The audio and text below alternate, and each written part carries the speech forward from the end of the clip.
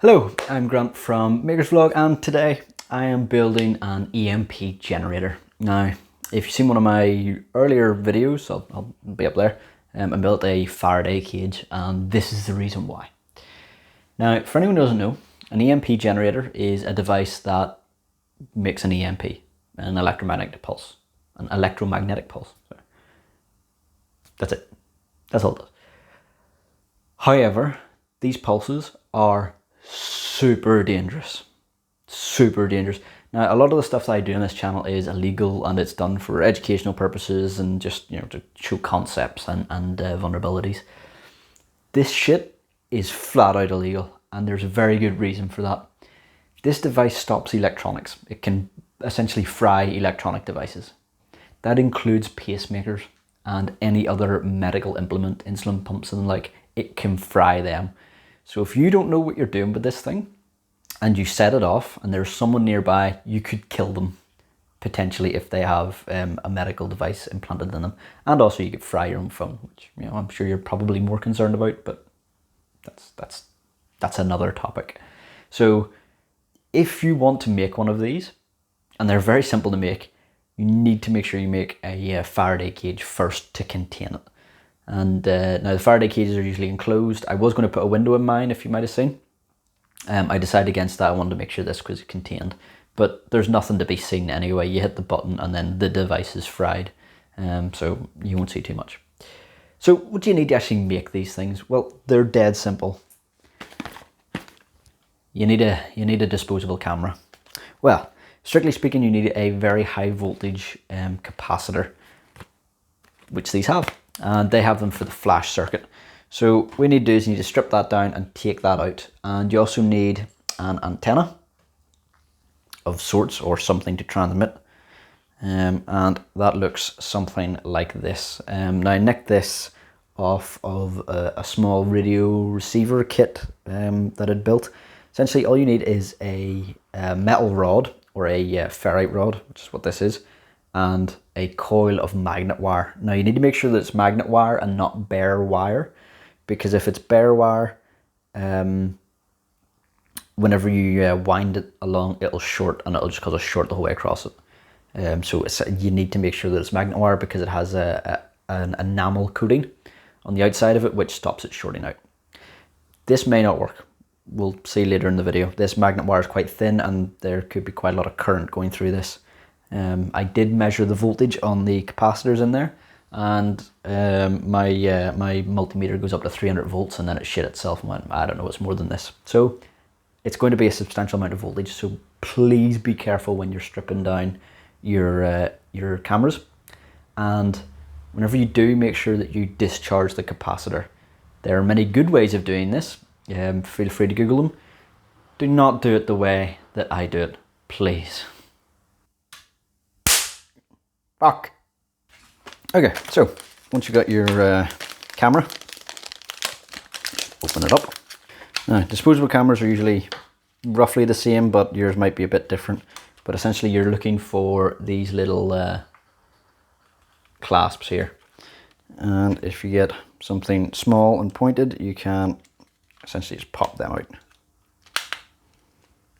So once you're in, this is the circuit here that we actually care about.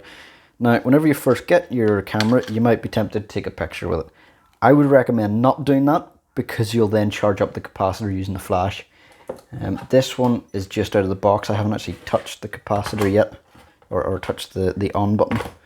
So I want to see what voltage this comes shipped with. See whether it's full or not. Oh, good. This might be completely dead. Yep, that's empty. Cool. Now, if you have done this, you'll need to discharge it. So you'll need to essentially put a load across these two pins.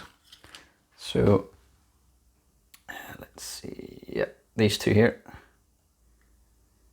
Those two beside the flash. You need to put a load across them and make sure you put a load. And again, don't discharge this like I do. Okay, so once you're sure that the capacitor is discharged and you're happy, you can start lifting it out if you want. So if you lift it out, here's one I made earlier. That's what the circuit will look like. I'm actually going to try and leave this in if I can, and just work around it, just because it's an enclosure if nothing else, and it's plastic, so it'll help stop anything shorting, and I'm sure I'll find a use for this at some point. What I would also recommend, in fact I would nearly advise not doing this at all unless you have this, a switch. A little push switch like this that you can put in there, because that will then allow you to essentially set when you trigger it. So this little copper plate here, at least on this camera, whenever you push that down, that charges the capacitor, which we want to keep in. We want to be able to do that so that we can discharge and charge it and discharge it when we want. And then you can use this switch to set the discharge. You hit the button and off it goes. So I want to be able to do that, so I'm going to solder this onto one of the terminals with a long-ish bit of wire. I want it to be fairly long because I'm going to be putting this inside the Faraday cage, and I want to be able to have the button on the outside. So I need to be able to make sure it has enough reach. So I'm going to do that. I'm going to solder this on with a nice long bit of wire, and then I'll take you back when I'm done. Okay, and we are ready to rock and roll. Now, this may look complicated as shit with everything that's going on, but believe me, it's not. All it is, go to the back, you have your coil, which is essentially the antenna, and I have this going to a couple of wires. This wire here is going back to the capacitor, fairly straight shot. This wire is going off to this switch, which is then wired to the other side of the capacitor so that I can hit the button and it'll transmit.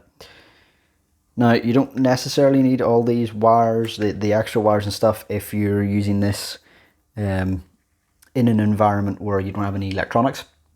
So say you're inside of a Faraday cage, you're actually in one that you can stand in, you can hit the button, and it doesn't have any effect on people, provided you don't have any electronics in your body, like, as I mentioned, pacemakers. So that's it, ready to rock and roll. Now, you might have noticed I have not mentioned how many turns you need on this. And you'd be right, I haven't mentioned that. As I said, these things are ridiculously fucking dangerous. So if you really want to build one and you want to know how many turns you need to put on, Google. Yeah, tough. To be fair, there is a bit of... you'll look online and you'll see there's many different people who say what the ideal is. And it depends on various factors. So just go look it up. So let's get this in the Faraday cage with a sacrificial piece of tech, and yeah, we'll see if it works. Okay, so we're about ready. So my sacrificial piece of tech is this calculator. I'll just show you that it's in fact working. Cool. Actually leave it on.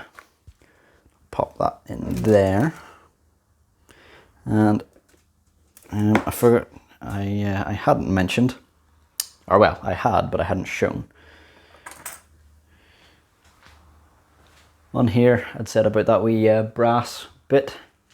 So if I hold that down, it will charge up the capacitor, and there is a wee red LED on this. You can see that in the bottom. There. That means it's charged. So I'll pop this in here. Ah, fuck!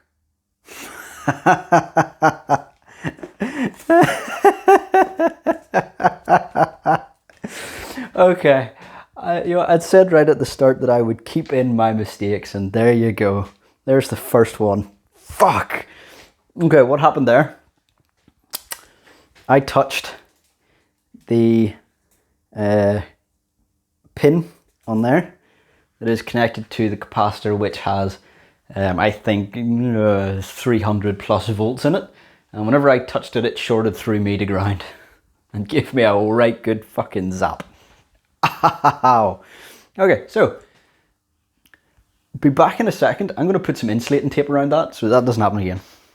There we go. Now, it wasn't completely dead, so it didn't short everything through me, which is good. But fuck me, that hurt. Okay, calculator's on, that's on. Lid on, and the reason that the camera is over there is because I'm not 100% sure that this will contain it. I'm pretty sure, but a nice new phone, so I want to keep it back there. Gloves. Reason being, I'm not 100% sure how good these switches are and whether the outer casing on it is actually insulated or not. So there might be a pop from in this whenever this goes off, but go 3, 2, 1. Done. No pop, which is good. Okay, so no pop. However, the calculator is still on. So let me check my connections and make sure that that actually discharged. So what I'm going to do is I'm going to attempt to charge it up again and just see, because if I press the charge button and then the LED lights up straight away, it means it didn't discharge. Okay, so it did in fact discharge. I'm just going to try it again here, just to see. It could be the windings if they're not correct, so that'll be my next thing to check. Yep, calculator's still on. So I'm going to go and now check my windings and tweak them a bit. Okay, so I think I figured out the issue. All the connections were fine, and even the coil is fine to a degree. But I believe it's the core that I'm using. I'm using a ferrite core for the coil. And I think that's actually limiting the range of the magnetic field for some reason. Or something's limiting it. I'm not entirely sure what. So it needs to be quite close to the target device. So I'm going to show you, bring you in close and let you see where it needs to sit. So you'll see there, down in here and behind just what the camera's sitting on is the coil.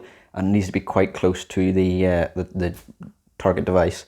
Now, you might be thinking because of that I shouldn't really need the Faraday cage, and you would be somewhat right, but it's still, with these devices, and especially given you don't know what else this might be transmitting, because this is essentially a transmitter, it is best to keep it inside a Faraday cage. Okay, so I'm going to charge up the capacitor. Let's move you out of the way. There we go. Keep that near the calculator. Calculator is on, cool. Put this on, it's on, and because I got zapped last time, make sure and put gloves on. Okay,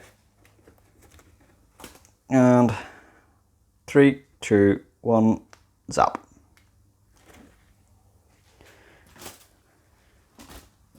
Okay, and there it goes. So you'll notice that the calculator is now off.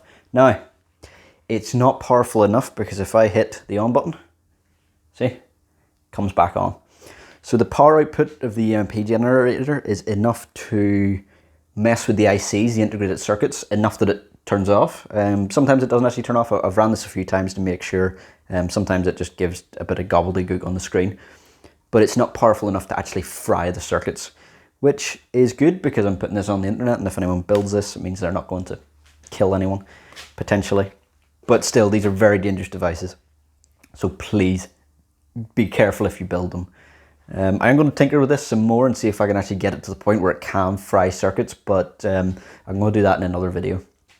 So if you want to see that, and if you've liked the video and want to see other stuff like this, please like, subscribe, all that good stuff. We have a Patreon as well now, and a Discord channel. Both are down below if you want to support the channel or ask questions about these things. So yeah, hope you enjoyed, and I'll see you later.